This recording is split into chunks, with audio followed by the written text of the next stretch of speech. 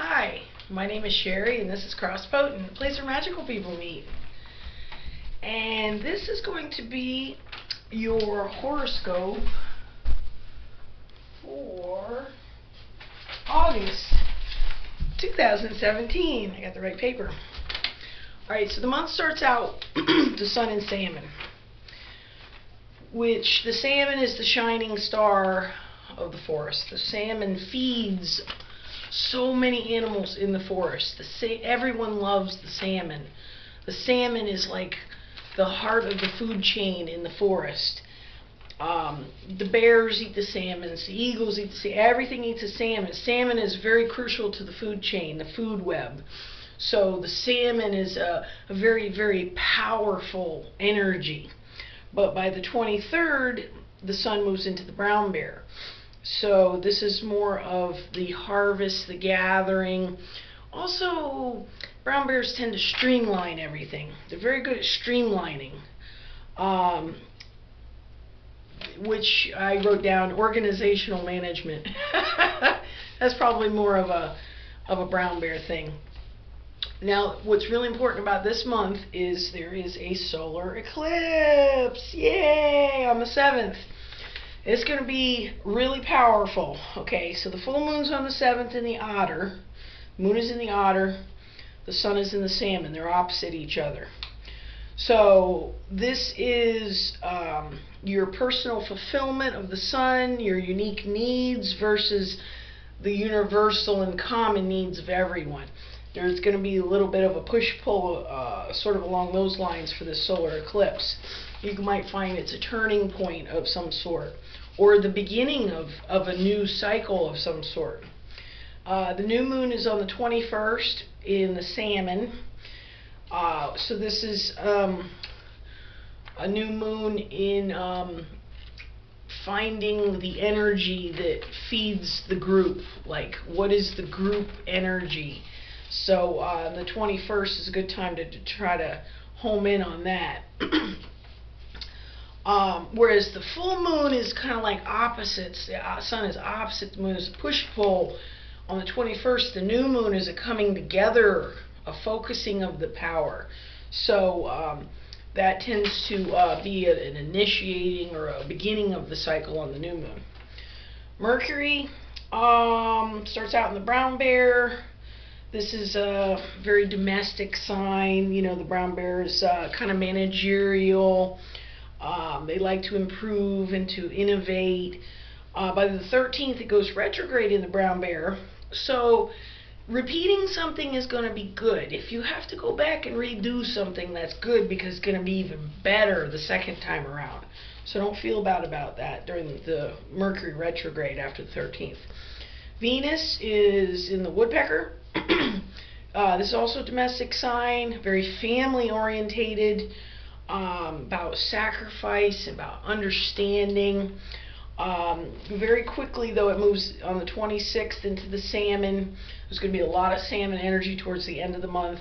So that Venus energy is more about guests and partying and enjoying yourself.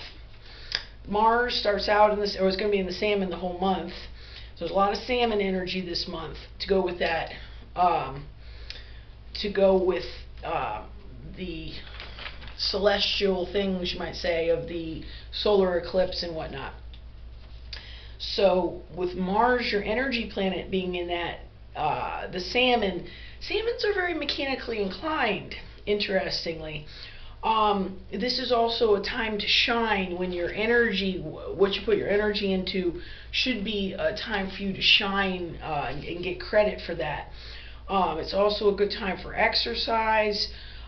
You might, if you exercise, you're going to move better, you're going to feel better, you're going to look better. So this is definitely a time to start getting your energies going. Jupiter's in the crow. This is very lucky in social connotations. The crow is very talkative and conversational, and this goes very good with Jupiter and its sense of luck and expansion. Saturn is retrograde in the owl. This is a good time to study, to educate yourself about things, about people and places. Saturn goes direct on the 25th in the owl. So things that you've been trying to initiate or implement should go a lot smoother after the 25th. Uranus is retrograde the whole month in the Hawk. This is like a generational planet. The Hawk is like good ideas that come out of the blue. Also, maybe like a way of transforming your environment in a better way, like finding a more ergonomic way of doing something, or finding an easier way to do something. Uranus is the planet of revolution.